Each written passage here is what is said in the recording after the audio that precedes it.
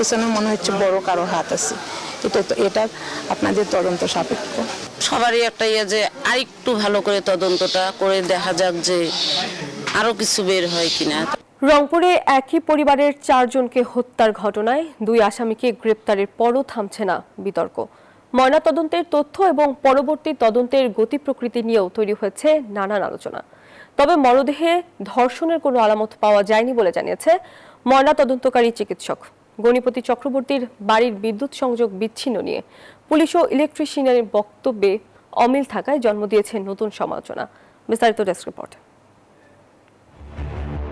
রংপুরে অবসরপ্রাপ্ত শিক্ষক গণপতি চক্রবর্তী ও তার পরিবারের 4 সদস্য হত্যাকাণ্ড নিয়ে বিতর্ক যেন থামছেই না। পুলিশের বক্তব্য ও পারিপার্শ্বিক তথ্যের অমিল প্রতিনিয়তই নতুন জট পাকাচ্ছে।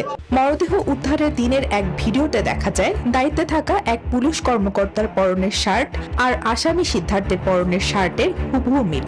আর এ নিয়েই জনগণের মধ্যে তৈরি হয়েছে নানা প্রশ্ন। তবে আটকের সময় সিদ্ধার্থের পরনে গেঞ্জি ছিল বলে জানান তার বাবা। আমার ছেলের এরকম কোনো রিপোর্ট নাই, সে বললাম তো হাসি খুশির একটা ছেলে, সময় একটা ছেলে।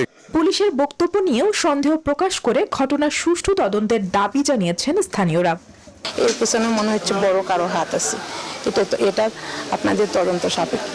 সবারই একটা যে আরেকটু ভালো করে তদন্তটা করে দেখা যাক যে আরো কিছু বের হয় কিনা।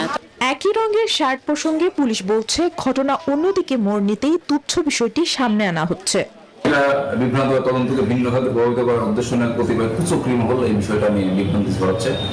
এদিকে হত্যার আগে গণপতি চক্রবর্তীর বাড়ির বিদ্যুৎ বিচ্ছিন্ন নিয়ে পুলিশ ও ইলেকট্রিশিয়ানের বক্তব্যে অমিল নিয়েও সৃষ্টি হয়েছে সমালোচনা।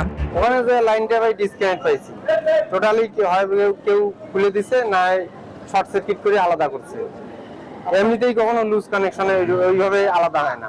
ময়নাতদন্তে শ্বাসরোধে হত্যার প্রমাণ মিলেছে, তবে ধর্ষণের কোনো আলামত পাওয়া যায়নি।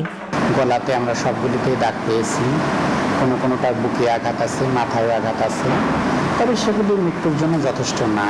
আমরা এই ঘটনায় এ পর্যন্ত 2 আসামিকে গ্রেফতারের পাশাপাশি জিজ্ঞাসাবাদের জন্য সীমান্ত নামে এক যুবককে আটক করেছে পুলিশ। Desk report, news 24।